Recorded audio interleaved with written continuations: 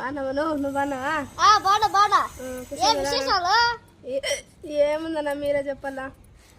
కూర్చోనా కూర్చోనా ఏం కాదు రెండుసేపు పోదు. అయ్యో పోదు లేండి నా కూర్చోనా. కాఫీ చేసిస్తామన్నా కూర్చో. పోక్కొచ్చి పోక్క పుట్టు కాఫీ.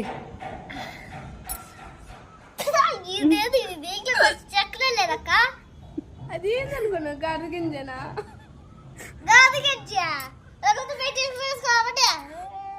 అలా మా ఇంటికి ఎవరైనా అతిథులు వస్తే మేము ఇచ్చేది గాడి గింజి. దాన్ని తాగాల.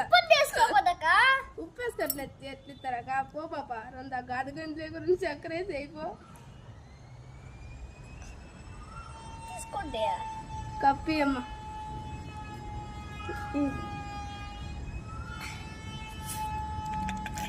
బాందనా ఆవిడిచ్చింది గాడి గంజి ఇవిడిచ్చింది గాడి గంజేనా? దాంట్లో చక్కెర వేసినాము దాంట్లో చక్కెర వేసిండదనా అంత తేడా. ఏమన్నా సమాచారమా? బాగా మర్యాద చేసినామా?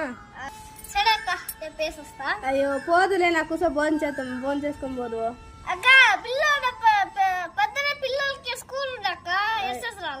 అక్క ఎక్కడ పోతుందనా? అక్క ఎక్కడ పోతుంది? అవునా ఏం కాదు నా పొద్దుగానే పోదు కానీ పొద్దుగానే చేస్తాం కానీ.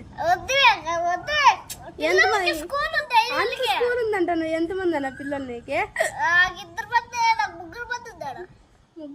ముగ్గురు మగ పిల్లలు ఆడపిల్లలేనా? ఇద్దరు ఆడపిల్లలు ఒక మగపిల్ల.